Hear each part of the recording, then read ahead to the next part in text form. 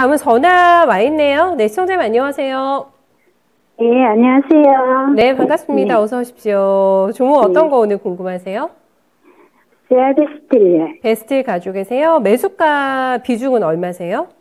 21,930원에 20%예요. 20%. 네. 세아 베스트 들고 계시면서 수익이 오신 적 있으신가요, 총장님? 힘들어요. 딱히 없으시죠? 월 초에 혹시 들어가셨어요? 연초에? 아니에요. 작년 한여름쯤 됐는데 지금 물타기에서 많이 낮춘 거예요. 아, 가격의 단가가 낮아지신 거군요. 예, 알겠습니다. 그러면서, 예. 예. 지금 그래도 수익권 오신 적이 있으셨는데 안 파신 것 같고 그렇습니다. 일단 제가 체크하기로는 어떤 게 좀 고민되세요, 총장님? 아니, 이 가격까지 올 수 있는지 안 그러면은 얼마 선에서 손절을 해야 될지. 네. 주가 요즘 그래서 상황이 안 좋은데 빠지고 있는 이유는 좀 체크해 보셨어요, 총장님? 세아베스트 빠지는 이유? 예, 물적 분할 때문에 많이 네, 빠졌잖아요. 그리고 분위기가 많이 안 좋아져가지고 들고 가기가 조금 노심초사 하시겠어요, 지금 상황이. 예. 알겠습니다. 일단 지금 가장 바라는 거는 매수가 회복이라는 말씀이신 거죠? 네네. 알겠습니다. 어떻게 해. 네. 알겠습니다. 너무 오래 기다리지 않은 선에서 과연 회복 가능할지 점검 한번 도와드려 볼게요.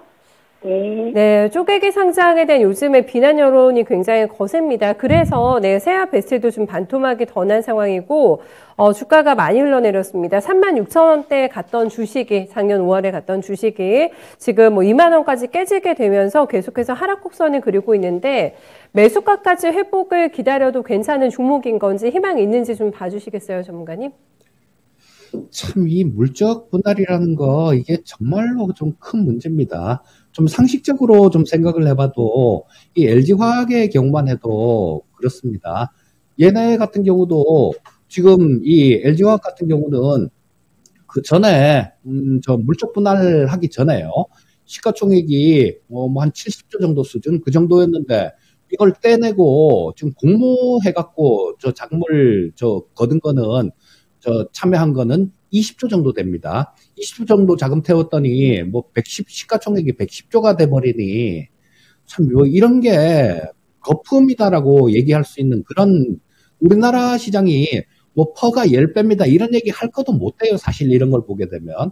자, 이 퍼라는 거는, 뭐, LG화학도 자회사에서 올라오는 부분이 있고, 또, 그 기업, 원천으로 일을 하고 있는 그 기업의 실적에도 반영이 되는 거니까, 뭐, 10배입니다. 우리나라 너무 쌉니다. 이런 얘기 할 것도 이런 제도를 보면 뭐, 못 되는 것 같습니다. 그래서, 자, 이런 부분들이 이왕 얘기가 나온 김에 빨리 좀 근절이 됐으면 하는 그런 바람입니다. 자, 이 세아베스틸 같은 경우도, 아까 좀 말씀해 주셨듯이 뭐 그런 물적 분할들, 이런 부분들 때문에 조금 힘을 못 쓰고 있는데요. 자, 이것도, 좀, 그런 부분을 보셔야 돼요. 얘 같은 경우는. 원전하고 관련되는 부분들, 이런 부분들을 좀 보셔야 되는데, 자, 지금 뭐 원전 쪽은, 저 EU 쪽에서는 이걸 그린 에너지로 그렇게 인정을 한다라는 EU 텍스노미죠. 그쪽에서 뭐 그렇게 정했고요. 자, 우리나라 같은 경우는 지금, 대선 후보들이 조금 엇갈리는 그런 말씀들을 하고 계시죠. 여당 후보 같은 경우는 이 원전이 과연 이거를 추가로 설치할 필요가 있느냐, 이렇게 말씀을 하시고요. 야당 후보 같은 경우는 이 원전 쪽에 대해서 좀 적극적인 그런 경우신 것 같아요. 자, 그래서, 어떤 분이 대통령이 되느냐, 거기에 따라서 조금은 틀려질 수 있다라는 생각인데요. 아무래도 야당 후보가 당선이 됐을 경우에 이 원전 관련되는 이런 섹터 같은 경우는 좀 뭐 수혜를 볼 수 있는 그런 모습이다라고 말씀드릴 수 있겠고요. 자, 뭐 하지만 뭐 그 선거에 상관없이 지금 주가는 너무 좀 많이 빠졌습니다.